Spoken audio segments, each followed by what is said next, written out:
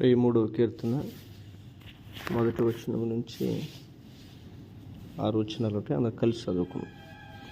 యెహోవా నాకు కాపరి, నాకు లేమి కలుగదు. పచ్చిక గల చోట్లను ఆయన నన్ను పరుండజేయుచున్నాడు. శాంతికరమైన జలముల యొద్ద నన్ను నడిపించుచున్నాడు. నా ప్రాణమునకు ఆయన సేద తీర్చుచున్నాడు. తన నామమును బట్టి నీతి మార్గములో నన్ను నడిపించుచున్నాడు.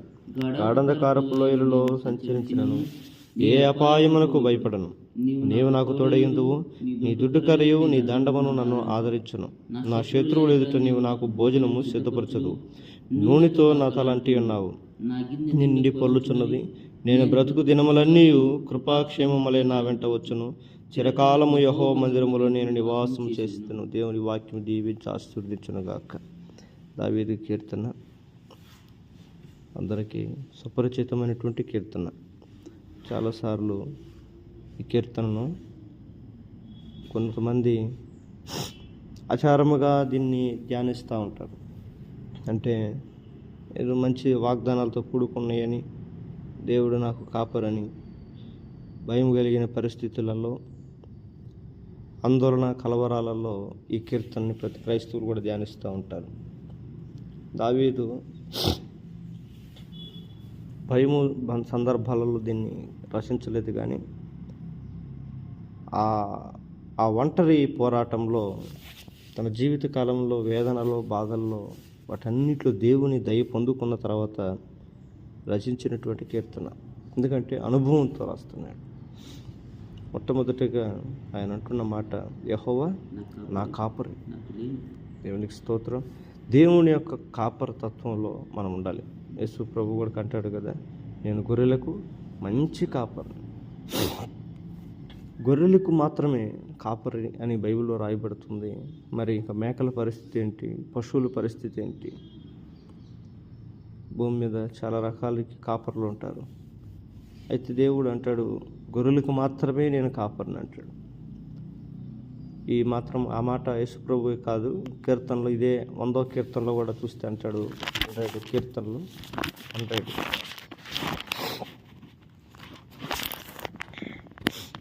3వ వచనం, యెహోవాయే దేవుడని తెలుసుకుని ఆయనే మనము గుర్తించును. మనము ఆయన ప్రజలము, ఆయన మేపు గొర్రెలు. ఎవరంట? దేవుడు మనకు కాపరి. దావీదు అంటున్నాడు, యెహోవా నాకు కాపరి, నాకు లేమి కలుగదు. మరి దేవుడు ఎలాంటి వారికి కాపరై ఉంటాడు అని అంటే, ఇక్కడ గొర్రెలను పోలుస్తున్నాడు, గొర్రెలను చూపిస్తున్నాడు. అంటే గొర్రెల కాపరి కాదు, గొర్రెల్లో ఉండే స్వభావం కలిగినటువంటి మనుషులకి దేవుడు కాపరి. మరి దావీదు గొర్రెలంటి స్వభావం కలిగిన వాడేనా అని మనం జ్ఞాపకం చేసుకుంటే, దావీదు ఎలా గొర్రె స్వభావాన్ని దేవుని ఎదుట కనపరుచుకున్నాడు. దేవుని చేత అభిషేకించబడినటువంటి దావీదు అభిషేకించబడక మునుపు ఆయన అనుభవం ఏంటి? అభిషేకించబడిన తర్వాత ఆయన గొర్రెగా ఏ రీతిగా మార్చబడ్డాడు? ఒకప్పుడు అభిషేకం లేని ముందు ఆయన సింహపు నోటిని కూడా చీల్చగలిగినటువంటి పరాక్రమం కలిగినటువంటి వాడు. అంటే గొప్ప బలవంతుడై ఉన్నాడు, ధైర్యవంతుడై ఉన్నాడు, తెగింపు కలిగినటువంటి వాడై ఉన్నాడు, దేని పట్ల భయం లేని వాడై ఉన్నాడు. మన చిన్న బొద్దింకలకు కూడా భయపడతాం. ఒకసారి చిన్న పెద్ద పందికొక్క కానీ ఎలుక కానీ ఏదన్నా టక్కన ఇప్పుడు మన మధ్యలోకి దూరితే కూడా మనం కలవరపడతాం, భయపడతాం, వాటికి జడుస్తాం. అయితే దావీదు సింహాన్ని చూసి కూడా భయపడట్లేదు. గొర్రెల్ని ప్రేమించేవాడు. తను కాచుతున్న తన గొర్రెలను ఆయన ఎంతగానో ప్రేమిస్తున్నాడంటే, తన ప్రాణము తీసే ఒక భయంకరమైనటువంటి సింహంతో కూడా పోరాడటానికి కూడా ఆయన వెనకాడలేదు. అంటే గొర్రెల యొక్క మనసును దావీదు ప్రేమిస్తున్నాడు. అయితే అభిషేకించబడిన తర్వాత ఆయన స్వభావంలో చాలా మార్పులు కలుగుతూ వచ్చాయి. దేవుణ్ణి కాపరగా చేసుకోవటానికి ప్రాముఖ్యంగా తన స్వభావాన్ని మార్చుకున్నాడు. ఎలా అంటే, తనకు హాని చేయాలనుకున్నటువంటి సౌలును కూడా తనను మట్టి కరిపించడానికి శక్తి ఉన్నా కూడా, అంటే అంత పెద్ద గొల్లియాత్తును కూడా పడేసిన వాడిని సౌలు పెద్ద లెక్క ఏం కాదు దావీదుకి. అయితే గొర్రెలాంటి స్వభావం అని చెప్పటానికి సౌలు తరుముతున్నా కూడా పారిపోతున్నాడే కానీ ఎక్కడ కూడా తిరగబడి చంపల. ఒకానొక సందర్భంలో దావీదును చంపటానికి సౌలు బయలుదేరతాడు గొప్ప సైన్యాన్ని తీసుకొని. అయితే దావీదు ఒక్కన చంపటానికి ఆ దేశంలో ఉండే బలమైనటువంటి సైన్యాన్ని అంతా కూడా తీసుకెళ్తాడు సౌలు. ఆ అడవంతా ఎతికిన తర్వాత దావీదు దొరకపోగా అలసిపోయినటువంటి సౌలు పనివారందరూ కూడా పడుకుంటారంట, నిద్రపోదామని, రెస్ట్ తీసుకుందామని నిద్రపోతారు. వారు నిద్రించే టయానికి దావీదు అక్కడికి వచ్చి నిద్రిస్తున్నటువంటి సౌలు పక్కకు వచ్చి అతని చెప్పులు, అతని వాటర్ బాటిల్ అవన్నీ తీసుకొని వెళ్ళిపోతాడు. చాలా దూరం వెళ్ళి కొండపైకి ఎక్కి ఆ కొండపై నుంచి పిలుస్తాడు, సౌలా రాజా అని గట్టిగా కేకలేస్తాడు. అప్పుడు సౌలు దిగ్గున లేచి చూసి, ఎవరు నువ్వు? దావీదే కదా అంటే, అవును నేను దావీదునే. సౌలు గారు, నన్ను ఎందుకు చంపాలనుకుంటున్నావు? చూడు, నీ వాటర్ బాటిల్ ఎక్కడుందో చూడు, నీ చెప్పులు ఎక్కడుందో చూడు అని అంటే ఎత్తుక్కుంటే కనపడవు. ఎక్కడరా నా వాటర్ బాటిల్, ఎక్కడరా నా చెప్పులు అంటే, అవి నా దగ్గర ఉన్నాయి, నేను వచ్చి నీ దగ్గర తీసుకొచ్చాను చూడు. నేను వచ్చేటప్పుడు వాటర్ బాటిల్ కాదు కదా, చెప్పులు వారు కాదు కదా, నా చేతిలో కత్తితో నీ పీక మీద పెడితే నేను కట్ చేసి దానికి నాకు పెద్ద టైం కూడా పట్టదు. కానీ నేను ఆ రీతిగా నేను చేయను. ఎందుకో తెలుసా? నేను హానికరుడును కాదు, ప్రమాదకర వ్యక్తిగా కాదు, ఒక సాధువులాగా ఒక గొర్రెలాంటి స్వభావం కలిగి ఉండని నేను ఆశపడుతున్నాను. ఆమేన్. ఎందుకో తెలుసా? దేనికో తెలుసా? నా దేవుడు నాకు తోడై ఉండాలని. ఆమేన్. దేవుడు నన్ను విడిచిపెట్టకూడదు. నీ పొరుగువానికి అపకారం చేయకూడదు అనేది దేవుని కోరిక. నేను నా పొరుగువానిగా చూస్తున్నాను. నేను నీకు హాని నువ్వు నాకు హాని చేయాలనుకున్నా కూడా నేను నీకు హాని తలపెట్టను. నేను ఈ మధ్య ఒక వీడియో చూశాను, ఎక్కడో ఇన్స్టాగ్రామ్లో ఒక వీడియో చూశాను. వాళ్ళు ఎంతగానో ఒక గొర్రెని చిన్నప్పటి నుంచి తెచ్చుకొని సాక్కుంటారు, బాగా సాకుతారు దానికి బాగా బలమైన ఆహారం పెట్టి ఇది చేసి. దేనికి దాన్ని సాక్కునేదంటే బాగా పెద్ద అయిన తర్వాత దాన్ని వధించి దాన్ని కోసుకొని తిన్నాము బాగా హ్యాపీగా అని ఒక ఉద్దేశంతో దాన్ని సాకారు వాళ్ళు. దానికి ఏది పెళ్లి చేసి పిల్లలు కానీ అత్తారింటికి పంపించి ఏది చేద్దామని కాదు, వాళ్ళు తృప్తిగా తిన్నాము దాన్ని బాగా మనం పెంచుకున్నారు. అది పెరిగిన తర్వాత ఒకరోజు వాళ్ళు దాన్ని కట్ చేయడానికి కత్తి అవన్నీ తీసుకొని వచ్చి ఆ తల నరకడానికి ఒక ప్రదేశాన్ని తీసుకొచ్చినప్పుడు ఆ గొర్రె తనంతటికి తానే పోయి తల దాని మీద పెడుతుంది. ఇన్ని రోజులు మీరు నన్ను సాకారు, నాకు బలమైన ఆహారం పెట్టారు, నన్ను తృప్తిగా నాకు భోజనం పెట్టారు, ఇదిగో నేను మీకు ఆహారం అవటానికి కూడా నేను ఏమాత్రం కూడా వెనకాడను, నా ప్రాణాలను మీకు హ్యాపీగా సంతోషంగా నేను మీకు అర్పిస్తానని చెప్పి దానికే తల పెడుతుంటే ఆ వీడియో చాలా వైరల్ అయింది. నిజమే, గొర్రె యొక్క స్వభావం అది ఇతరులకు హాని పెట్టదు. గొర్రెకి కొమ్ములు ఉంటాయా? కొమ్ములు ఉండవు. మేక కొమ్ములు ఉంటాయేమో కానీ గొర్రె కొమ్ములు ఉండవు. గొర్రె అది ఎప్పుడు కూడా తలదించుకుని దీనత్వం కలిగి ఉంటుంది. ఇప్పుడు మనం చాలామంది కీర్తనలు మనం చదువుతాం, దేవుడు నా కాపరిగా ఉండాలి అని తప్పులేదు. దేవుడు ఎవరికి కాపరిగా ఉంటాడు? గొర్రెలకు మాత్రమే కాపరి. మనం ఎప్పుడైతే ఈ దీనత్వంలోనికి వస్తామో, ఈ సాత్వికతలోనికి వస్తామో, ఈ తగ్గింపు తనంలోనికి వస్తామో, ఇతరులకు హాని చేయని వారమై మన జీవితాన్ని మనం మార్చుకుంటామో, దేవుడే మనకు కాపరి ఉంటాడు. సౌలుకైతే సైన్యం కాపరి, దావీదుకైతే దేవుడు కాపరి. అయితే సైన్యం కలిగినటువంటి సౌలు ఒకరోజు అదే సైన్యం చేత కాపాడబడలేక ఆ యుద్ధంలో తన ప్రాణాలు పోగొట్టుకున్నాడు. అయితే దేవుని కాపరుగా కలిగినటువంటి దావీదు ఎంత దూరమైనా పరిగెత్తాడు, ఎంత దూరమైనా పారిపోయాడు, తన ప్రాణమును కాపాడుకోవటానికి శతవిధాల ప్రయత్నం చేశాడు. తన బలమును, తన టాలెంట్ను ఆధారం చేసుకోలేదు. కానీ దేవుని యొక్క కాపర తత్వాన్ని తను ఆయుధముగా మార్చుకొని తన ప్రాణమును ఒకరోజు కాపాడుకొని దేవుని సింహాసనం ఎదుట నిలబడ్డాడు. ఆమేన్. రాజుగా మార్చబడి ఇశ్రాయేలును ఏలే ప్రజాపతిగా దేవుడు ప్రతిష్ఠించాడు దావీదును. అందుకని మన జీవిత కాలంలో దేవుని యొక్క కాపరి తత్వం ఈరోజు మన కుటుంబాలకు కావాలి.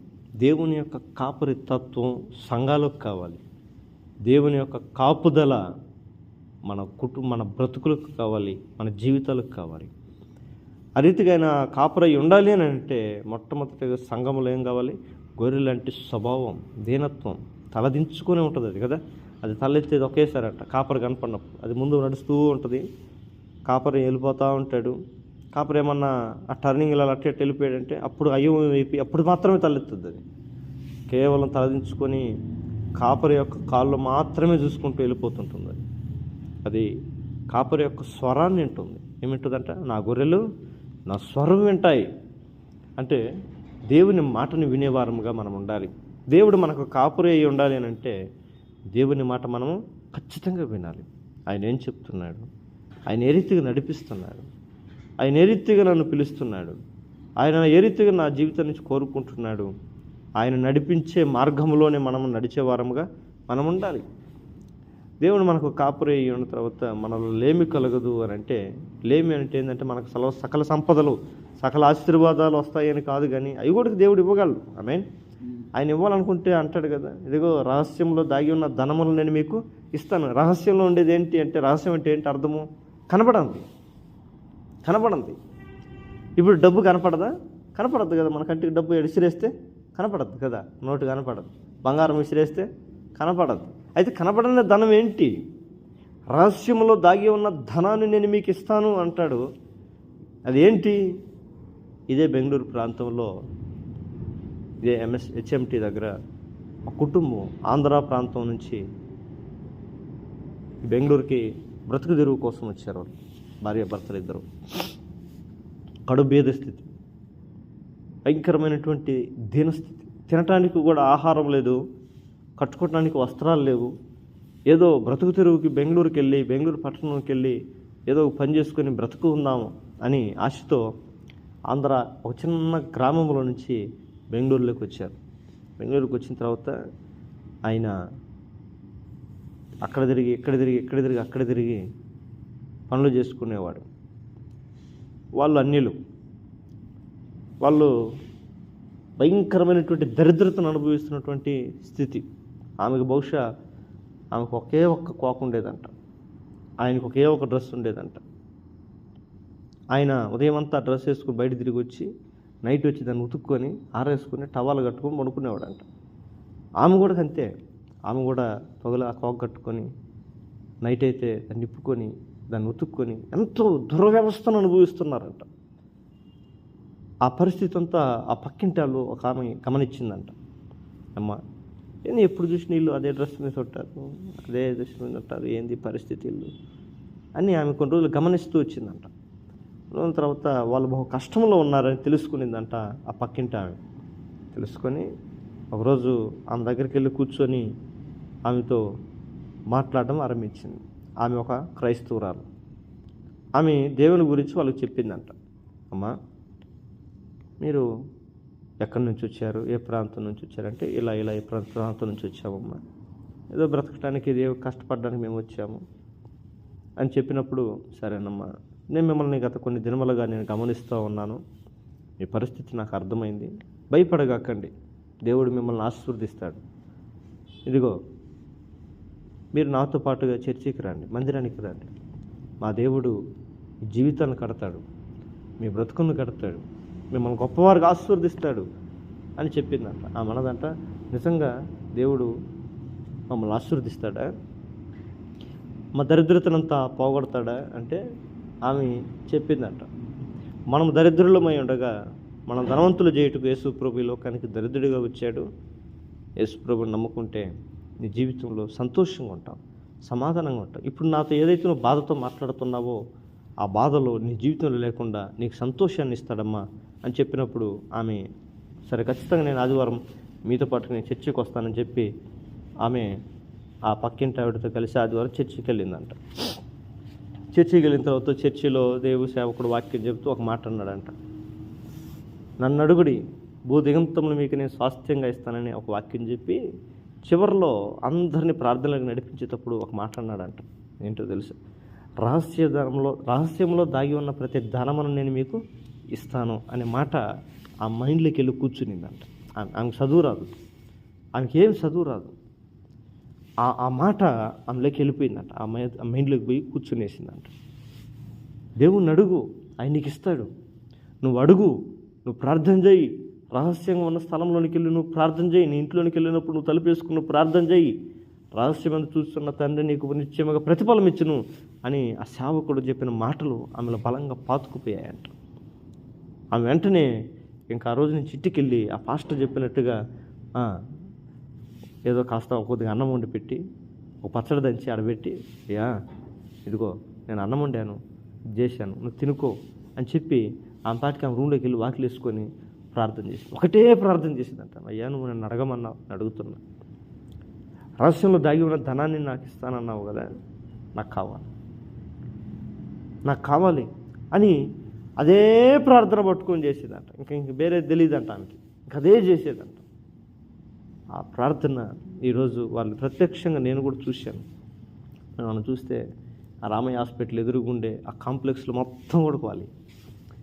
ఈ ఎంఎస్ పాలెంలో ఒక మందిరము. దేవుడు వారి కుటుంబాన్ని గొప్పగా ఆశీర్వదించాడు, గొప్పగా దీవించాడు. దేవుని దగ్గర మనం అడగాలే కానీ ఆయన ఎలాంటి సాత్వికత ఆమెలో ఉండేదనంటే ఆమె భర్త కొన్ని రోజుల తర్వాత వారి జీవితంలో కలుగుతున్న మార్పులను బట్టి గమనించాడు.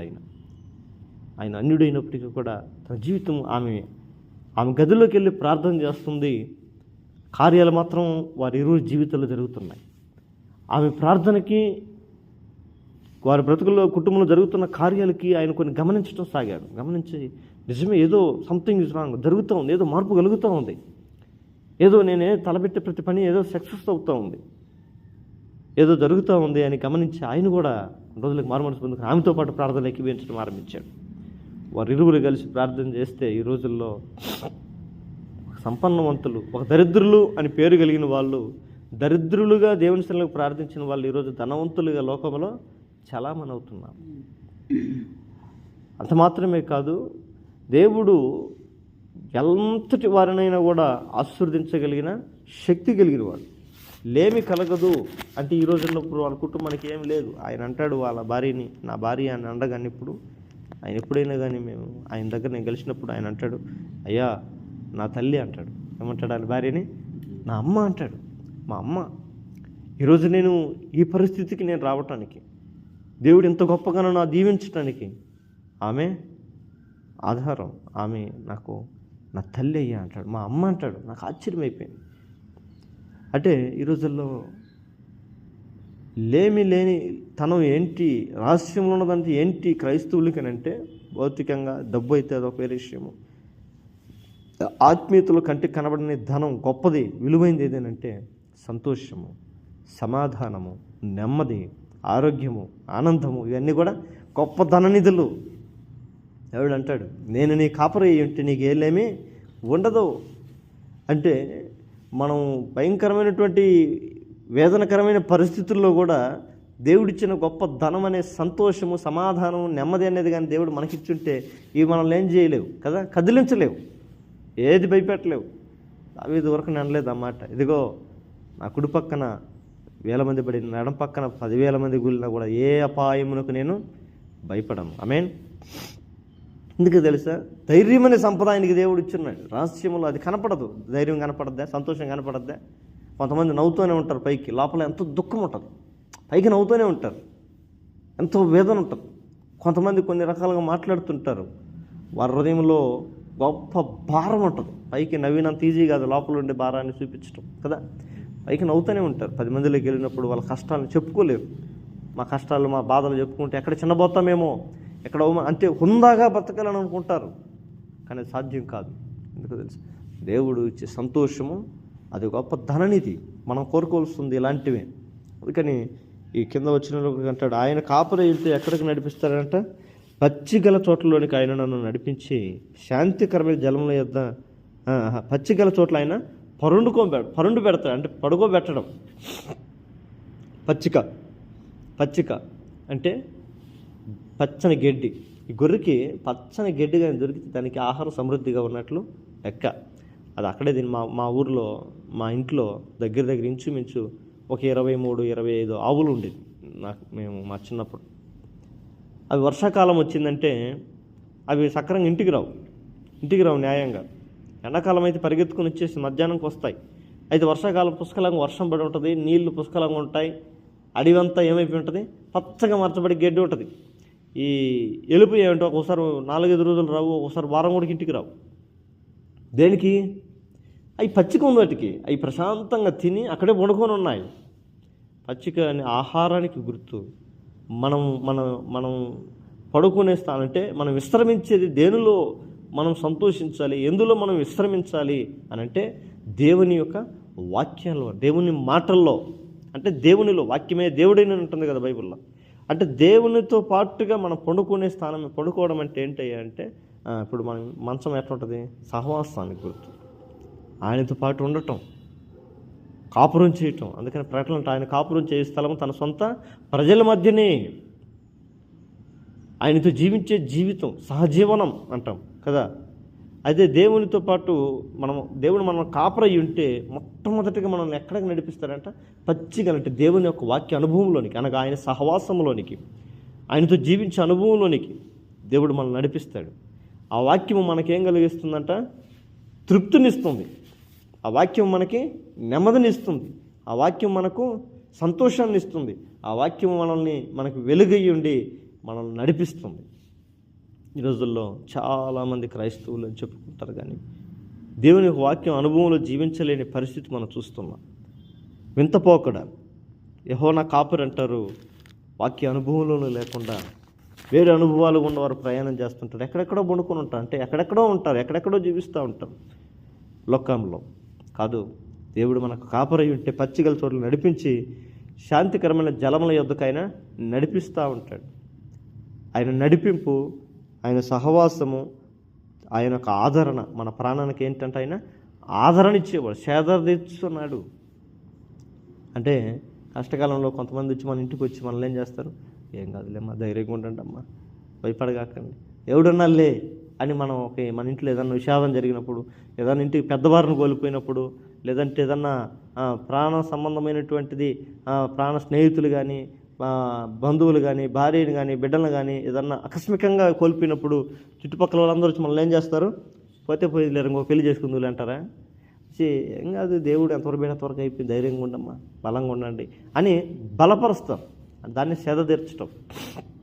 దేవుడు మనం సేద తీర్చేవాడు, పరిస్థితులు కృంగిపోవద్దని, ధైర్యంగా ఉండని, నిరీక్షణ కలుగజేస్తాడంట సేద తీర్చడం అంటే. అది మాత్రమే కాదు, మనం నడిచే మార్గంలో ఎలా ఉంటామంటే నీతి మార్గం. అంటే విశ్వాసులుగా మనం బ్రతుకుతామనే ఉంటాం. అంటే దేవుని మీద నమ్మకం. ఈ రోజుల్లో మన మార్గంలో అనేకమైన పరిస్థితులు ఎదురొస్తూ ఉంటాయి. అయితే దేవుని పట్ల మనకున్న నమ్మకం బలంగా ఉండాలి. దేవుడు మనతో ఉంటే మన జీవితంలో మనం పోయే ప్రయాణంలో రకరకాల ఆటుపోట్లు వచ్చినా కూడా, భయంకరమైన పరిస్థితులు వచ్చినప్పటికీ కూడా దేవుని మీద మనకు నమ్మకం ఉంటే అదే నీతి. నిశ్చయంగా దేవుడు మనం నడిపిస్తాడు. అబ్రహామును నడిపించాడు, ఇస్సాకును నడిపించాడు, యాకోబును నడిపించాడు. బలమైనటువంటి తన జనాన్ని, ఇశ్రాయేలును ఐగుప్తులో నుంచి దేవుడు ఏం చేశాడు? బలమైనటువంటి తన హస్తమును దాపి నడిపిస్తూ వచ్చాడు. ఎర్ర సముద్రం ఎదురొచ్చిన, ఎరుకో గోడలు ఎదురొచ్చిన, గొప్ప గొప్ప రాజులు ఎదురొచ్చినా కూడా వాటన్నిటి మీద నుంచి విజయమును అనుగ్రహించి ముందుకు తీసుకెళ్ళాడు. ఎవరు? విశ్వసించిన వాళ్ళు ఏమయ్యారు? అరణ్యంలో నక్షత్రాల వలె, ఆకుల వలె రాలిపోయిరేనుంది. అంటే మన ఆధ్యాత్మిక జీవితంలో, మన భౌతిక పోరాటాల్లో కూడా కష్టాలు చూసి మనం కృంగిపోయినాం అనుకోండి, సామెతలో ఒక మంచి మాట అంటాడు, శ్రమ దినమున కృంగినెడలవాడు చేతగాని వాడైపోతాడు. ఇశ్రాయేలు కూడా దేవుడు మాతో ఉన్నాడు కదా, అగ్నిస్తంభమై ఉన్నాడు, మేఘస్తంభమై ఉన్నాడు, మేమెందుకు భయపడాలి అని ఆయనకు భయపడి నడిచిన వారు వాగ్దానం చేసిన కానాన్లోనికి చేరుకున్నారు. కానీ అన్నిటికీ భయపడేవారు, అన్నిటికీ జడిసేవారు అందరూ కూడా అక్కడే రాలిపోతూ ఫిల్టర్ అయిపోయారు. 6 లక్షల కాల జనం బయలుదేరి కేవలం 2 మాత్రమే, కాలేబు, యెహోషువ నిండు మనసుతో వారు దేవుని సేవించారు కనుక వారు ప్రవేశించిరని రాయబడింది. కనుక మన జీవితంలో కూడా నిండు మనసుతో, అంటే మన జీవితంలో వేరే నింపుకోకూడదు, మన ఎదుటిన్నట్టు పరిస్థితులు నింపుకోకూడదు. దావీదు అదే అంటున్నాడు, సౌలు తను చంపేవాడు అయినప్పటికీ తన మీద ఎలాంటి ప్రతీకారం నింపుకోవాలి. ఫస్ట్ ఈయనగానే వేసేస్తే దరిద్రం బాధ్యత అని అనుకోలే. అన్ని దేవునికి ఒప్పచెప్పుకున్నాడు, దేవునికి వాక్యానికి ఒప్పచెప్పుకున్నాడు, దేవుని ధర్మశాస్త్రానికి ఒప్పచెప్పుకున్నాడు. హాని చేయొద్దు, నీ పొరుగువానికి ఏది హాని చేయొద్దు, కీడు కల్పించవద్దు అని దేవుని వాక్యంకు లోబడ్డాడు. ఏ వాక్యానికైతే దావీదు లోబడ్డాడో ఆ వాక్యమే దావీదు పక్షమున సౌలుతో యుద్ధము చేసి సౌలును మట్టుబెట్టి దావీదును గొప్ప జయశాలిగా నిలబెట్టింది. మనం కూడా మనం దేవునికి అప్పచెప్పుకున్నప్పుడు, దేవుని వాక్యమునికి అప్పచెప్పుకున్నప్పుడు, దేవుని వాగ్దానాలకు మనం అప్పచెప్పుకున్నప్పుడు, ప్రభా నువ్వు ఇన్ని మాటలు సెలవిచ్చుతావు కదా, అవన్నీ నా జీవితంలో జరగాలనే నేను ఇదిగో ఈ యొక్క స్థితిని కలిగి ఉన్నాను, ఈ నమ్మకాన్ని కలిగి ఉన్నాను, ఈ మార్గంలో నేను నడుస్తున్నాను, నాకు సహాయం చేయవా అని అంటే ఆయన ఖచ్చితంగా ఇంక ఇవన్నీ చదువుతాడు. ఆయన నుంచి ఈ 4వ వచనం నుంచి ఆయన చెప్పే మాటలు అలా ఉంటే నేను చేసే మాటలు ఏంటట, గాఢాంధకారంలో వీళ్ళు సంచరించినా కూడా ఏ అపాయం మనకు భయపడవు, ఆయన నీకు తోడై ఉంటాడు, ఆయన దుడ్డు కర్ర నిన్ను ఆదరిస్తుంది, దండమాది శత్రువులు ఎదుట నీకు భోజనము సిద్ధపరుస్తాడు, నూనెతో తల అంటి ఉన్నావు, నా గిన్నె నిండి పొరలుచున్నది. ఈ చివరిలో ఆలోచనలు అంటాడు, నా బ్రతుకు దినములన్నీ వా మన బ్రతికే దినాలన్నీ కూడా ఈరోజు సంతోషం ఉందంటే రేపు ఏడుపే, రేపు ఏడుపు ఉందంటే ఎల్లుండి సంతోషమే. ఇది ఎప్పుడు ఉండదని కాదు, ఎప్పుడు మారిపోతుంటే తెలియదు. కానీ క్రైస్తవుని జీవితంలో దేవుడు చెప్తున్న వాగ్దానం ఏంటి, ఇది మొదలుకొని కృపాక్షేమములే నీ వెంట వచ్చును. దేవుని యొక్క కృప మన జీవితంలో ఉన్నప్పుడు మనకి ఇంక అన్ని క్షేమాలే. ఆయన కృపను మనం కోరుకోవాలి, ఆయన కృపలో మనం జీవించాలి. అందుకని భక్తుడు నీ కృప తప్ప నాకు వేరొకటి లేదయ్యా అని పడతాడు. అందుకని మనకు ఆయన కృప తప్ప ఇంకొకటి ఆప్షన్ తీసుకోకూడదు. ఆయన కృపలోనే మనం జీవించాలని ఆశపడాలి. దేవా నీ కృపకు నేను కృపని నేను కోరుకుంటున్నానయ్యా, ఇంతగా ఈరోజు నేను నీ కృపను బట్టి నేను రక్షించబడ్డాను, నీ కృపను బట్టి నేను క్షమించబడ్డాను, నీ కృపను బట్టి నేను విమోచించబడ్డాను, నీ కృపను బట్టి నేను నీతిమంతునిగా మార్చబడ్డాను. ఇదిగో నేను ఏదైనా అవ్వాలేనంటే అది నీ కృపను బట్టి అవ్వాలనుకుంటున్నాను అన్నప్పుడు దేవుడు మన ఎడలో కృప చూపిస్తాడు. పౌలు అంటాడు కదా, నేనేమై ఉన్నాను అది దేవుని కృపే. ఈరోజు మనం దేవుని కృపను ఆధారం చేసుకోవాలి. దేవుని కృప మన జీవితానికి ఏం కలుగు చేస్తుంది అంటే క్షేమం కలుగు చేస్తుంది. ఈ ఉదయకాల సమయమున మన కుటుంబాల్లో, మన సంఘంలో దేవుని యొక్క కృప మనం కావాలని కోరుకోవాలి. ఎందుకంటే ఇది క్షేమం కలుగు చేసేది. ఇప్పుడున్న పరిస్థితుల్లో క్షేమాలు లేవు, కుటుంబంలో క్షేమాలు లేవు, లోకంలో దేశాల్లో కూడా క్షేమం. ఎక్కడ చూసిన యుద్ధాలు, పోరాటాలు, మనుషులు చంపుకుంటున్నారు, అక్రమం విస్తరించిపోయింది, మనుషుల ద్వేషాలు నిండిపోయాయి. ప్రతివాడు తన పొరుగువాడికి ఏం చేస్తున్నాడు, హాని తలపెడుతున్నాడు. ఈ రోజుల్లో చూస్తూ ఉంటే కొంతమంది భార్యలే భర్తల్ని చంపేస్తున్నారంట, ప్రమాణాలు చేసుకొని, అనేకమైనటువంటి ప్రమాణాలు చేసుకొని, నేను నీకు భారీగా ఉంటాను, అన్నిట్లో నీకు తోడై ఉంటాను, నేను కట్టుబడి ఉంటాను అని చెప్పుకున్న వాళ్ళు కూడా ఏమైపోతున్నారు, అక్రమ సంబంధాలు పెట్టుకొని తమ జీవితాల్ని అసలకుతలం చేసుకుంటున్న పరిస్థితి. ఎవరికి ఎక్కడ క్షేమం లేదు. అయితే యేసు ప్రభు కృపలో ఉన్నటువంటి వారికి ఎల్లప్పుడూ కూడా క్షేమమే. అందుకని ఆయన ఉండే పరిస్థితి అంటాడు, అటన్నిటిని బట్టి చివరిలో ఏమంటున్నాడు, చిరకాలము యెహోవా మందిరములో నేను నివాసము చేసిన దేవునికి స్తోత్రము కలుగును గాక. యెహోవా మందిరములు అంటే ఇంకా 24 గంటలు ఈ మందిరంలో ఉండమని కాదు, మనమే ఆయన మందిరం. ఆయన మన హృదయంలో ప్రతిష్ఠించుకోవాలి. చిరకాలం అంటే ప్రభు ఆదివారం రోజు ఒకరోజు వచ్చిపో, లేదంటే ప్రార్థన చేసేటప్పుడు మాత్రం నాలోకి వచ్చిపో అంటే అది దెయ్యం కాదు, అప్పుడప్పుడు లోపలికి వచ్చి పోవటానికి. ఆయన చిరకాలము మనలోనే ఉండాలని కోరుకుంటున్నాడు. ఇదిగో యుగ సమాప్తి వరకు సదాకాలం నేను మీతో కూడా ఉన్నాను అంటాడు. ఇదిగో హృదయం అనే తలుపు నద్ద నిలుచుని నేను తట్టుచున్నాను, ఎవడైనా నా స్వరమైన తలుపు తీసిన ఎడలా నేను వాడిలోనికి వచ్చి వాడి దగ్గరకు వచ్చి వాడితో పాటు నేను ఉండి వాడితో కలిసి నేను భోజనం చేస్తాను, వాడితో పాటు ఉంటాను అని ఆశపడుతున్నాడు ఆయన. దేవుడు మనతో ఉండాలని కోరుకోవాలి. మందిరంలో అంటే చర్చిలో ఉండాలి. చర్చిలో పోయినప్పుడు ఆత్మీయత ఉండడం, చర్చిల నుంచి బయటకు పోతే అన్యుల వలె, లోకంలో ఉండే వారి వలె ఉండటం అది తగదు. మన జీవితంలో గొప్ప క్షేమాలు మనం చూడాలనంటే ఫస్ట్గా మన హృదయాన్ని దేవుడిని ఏం చేయాలి, ప్రతిష్ఠించుకోవాలి. ఎప్పుడైతే ప్రతిష్ఠించుకుంటామో, ఎప్పుడైతే మనం దేవునికి మనం అర్పించుకుంటామో, ఎప్పుడైతే దేవునికి మనం అప్పచెప్పుకుంటామో, అప్పటి నుంచి మన జీవితాల్లో, మన కుటుంబాల్లో, మన సంఘాల్లో గొప్ప విప్లవాత్మకమైనటువంటి మార్పులు మన దేవుడు దయచేస్తాడు. ఆమేన్. మోకాళ్ళ మీదకి వద్దాం.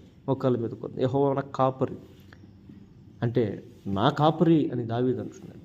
నాకు కాపరిగా ఆయన ఉండటానికి నా యొక్క వ్యక్తిత్వాన్ని నేను మార్చుకున్నాను, నా మనస్తత్వాన్ని నేను మార్చుకున్నాను. ఈ రీతిగా ఎవరైతే మార్చుకుంటారో వారందరికీ కూడా యెహోవా కాపరే. ఆయన నాకు కాపరిగా నేను మార్చుకున్నప్పుడు అరణ్యంలో నేను జీవిస్తున్నప్పటికీ కూడా, అరణ్యంలో అడవులలో నేను బ్రతుకుతున్నప్పటికీ కూడా నాకు ఏ కొదువు నాకు దేవుడు ఇవ్వలేదు, చేయలేదు. తినటానికి ఆహారం ఇచ్చాడు, పడుకోవటానికి నివాసం ఇచ్చాడు. గుహల్లో పండుకున్నా కూడా, సొరంగాల్లో పండుకున్నప్పటికీ కూడా, పొదలలో పండుకున్నప్పటికీ కూడా ఏ దేవుడు నాకు ఏమాత్రం హాని చేయలేదు. ఎందుకో తెలుసా? నాకు దేవుడు కాపరై ఉన్నాడు. ఈ లోకమనే అరణ్యంలో పరిస్థితులు అనుకూలంగా లేకపోయినప్పటికీ పర్వాలేదు, మన జీవితంలో అన్నీ ప్రతికూలంగా ఉన్నప్పటికీ కూడా దేవుడు మనకు కాపరగా ఉంటే, ఏ అయితే ప్రతికూలంగా ఉంటాయో వాటన్నిటి దేవుడు మనకు అనుకూలంగా మార్చి, మనకు బాధ కలిగించేవే ఆనందాలుగా, కష్టాలు కలిగించేవే సంతోషాలుగా, వేదన కలిగించేవే మన జీవితానికి మనోరంజనగా దేవుడు మార్చేవాడు. ఆయన అగ్నిగుండంలో కూడా ఆహ్లాదంగా వాళ్ళు తిరిగారంట. ఎందుకో తెలుసా? ఆ ముగ్గురితో పాటుగా 4వ వ్యక్తి అక్కడ తిరుగుతున్నాడు. అగ్ని వాడిని కాల్చలేదు. సింహబోన్లో కూడా ఆ సింహాలు దానియేలుని ఏం చేయలేదు. ఎందుకో తెలుసా? దానియేలుకు దేవుడు తోడై ఉన్నాడు. సముద్రం వారిని ముంచలేదు. ఎందుకో తెలుసా? అంతమంది లక్షల జనాల్లో ముందుగా దేవుడు మేఘస్తంభమై వెళ్తున్నాడు. వారందరినీ ఏమి చేయలేదు. ఈ ఉదయకాల సమయంలో ఈ వాక్యం వింటున్న నిన్ను, నన్ను, మనల్ని కూడా ఈ లోకంలో ఏది ఏమాత్రం కూడా మనల్ని ఏమి చేయలేదు. ఎందుకో తెలుసా? దేవుడు మనకు కాపరై ఉన్నాడు. ఆయన కాపరి తత్వాన్ని మనం కోరుకుంటే మన కుటుంబానికి, మన సంఘానికి, మన బ్రతుకులకి, మన జీవితానికి, యేసయ్యా నాకు నువ్వు ఎల్లప్పుడూ కాపరిగా ఉండాలి, నువ్వు నాకు కాపరై ఉండి నన్ను నడిపించబడి ఉండాలి అని కోరుకుంటే ఆయన నిశ్చయముగా ఏది ఏమాత్రం నీ మీదకి రాకుండా ఆయన ఆదుకుంటాడు. ఆయన సేద తీరుస్తాడు, నిన్ను ఆదరిస్తాడు. నీకు సమస్తమును నీ జీవితంలో సిద్ధపరిచి నీ జీవితంలో కృపాక్షేమంతో దేవుడు నడిపించునుగాక. ప్రార్థన.